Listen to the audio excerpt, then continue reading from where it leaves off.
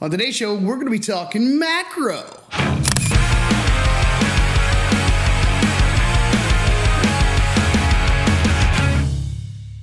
Hey there folks, welcome back to the Photo Video Show where we explore all things photography.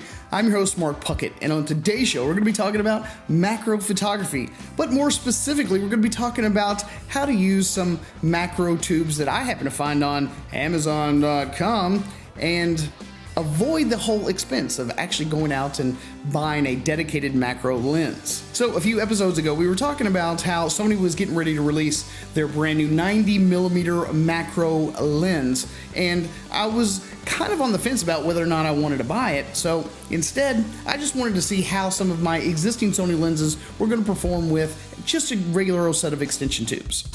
So I hopped on Amazon.com, grabbed myself a really decent set of digital and automatic extension tubes that will actually work on the Sony NEX systems, including the A6000 and the A5000, the A5100, all of the E-mount cameras that Sony has. These things will work on, and they will pass on autofocus data directly through. They are hollow tubes up till this point. They really do work relatively well. I'm honestly quite impressed. So if you guys are ready to go ahead and check these things out, let's get started.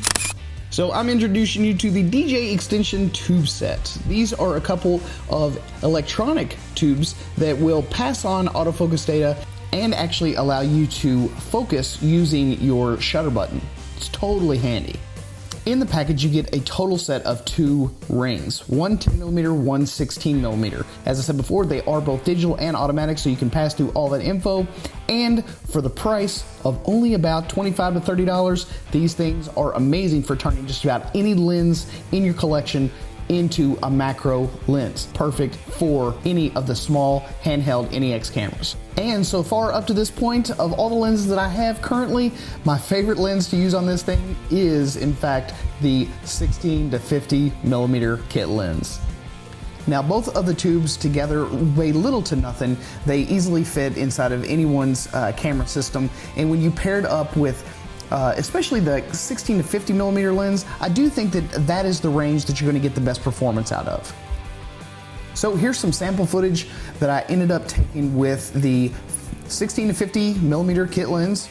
This is obviously some of the cliche flowers that everyone seems to go out and take photographs or videos of when they first get their macro lens, but I just kind of wanted to give you all a general idea of what you can expect from these tubes when you first get it. We all immediately go outside and start to investigate all the possibilities when you first get into macro photography. The detail that you can actually pull from these little extension tubes, even on some of the most cheapest of lenses, really does bring that small tiny world right up into your face, really brings all that into focus. It's really amazing at how cheaply you can explore a whole new world just by adding these tubes to just about any lens that you currently already own. Now, as far as light loss is concerned, you are going to experience some, obviously, because you're adding extra length of your lens away from the sensor. You're going to lose a few stops of light. So shooting out in the daylight or having a really bright light source is definitely going to be an absolute must. If you haven't invested in any sort of continuous light or any sort of ring lights or any sort of continuous lighting system that's going to fit directly in front of the lens, the closer you get your lens to the object, the more you're going to place that object in shade. So again, I want to reiterate the fact that yes, I was using this in video mode, and it really did help being able to use a zoom lens. And the 16 to 50mm really does seem to be kind of like the sweet spot as far as focal ranges, at least for me anyway. Generally, you're going to want to fill up the frame, so the shorter your focal length is, the better off it's going to be when trying to get up and close and personal, fill the frame, yet not be so close that, again, you try and you don't want to overshadow the subject with your lens. You don't want to cast a shadow on your subject because your lens is so close to the subject.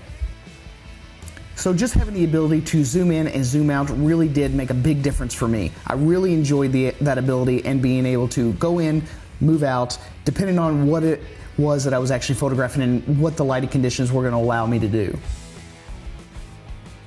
And of course, what macro photography video wouldn't be complete without a few insects? But this is the main reason why you want at least some focal range when you're going to start using macro tubes or a macro lens in general, because a lot of these insects, even though for the most part they're not overly bothered, the closer you get to them, say like if you're using a 16mm, you're going to have to get extremely close to your subject in order to fill the frame and actually get him in focus. Again, this is another reason why it's probably a good investment for you to get a macro focusing rail. If you're going to do a lot of it, you're going to want to be able to make fine millimeter adjustments in and out so that you can get your subject perfectly in focus. The depth of field is so thin when you're working like this. Even the slightest little movement, a spider on a web moving in and out of focus, is very easy to do. And 9 times out of 10, you can have some success while you're hand holding your camera and you're trying to do some macro photography on different objects. But again, wind, any sort of like handshaking or movements whatsoever, it could accidentally introduce some camera shake and you're going to blur that shot.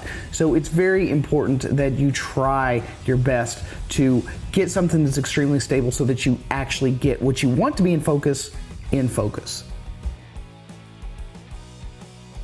And speaking to you now from just an artistic videography standpoint, using the extension tubes with a zoom lens really does allow you to get some very cool, very interesting, very soft bokeh type shots when you're doing stuff like this.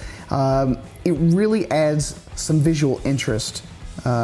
Perhaps B-roll, or you can fuse this in between other things, especially like cherry blossoms at a wedding or any kind of stuff like that. It really is going to add a little extra visual interest to your videos and really amp up the abilities that you have as a videographer.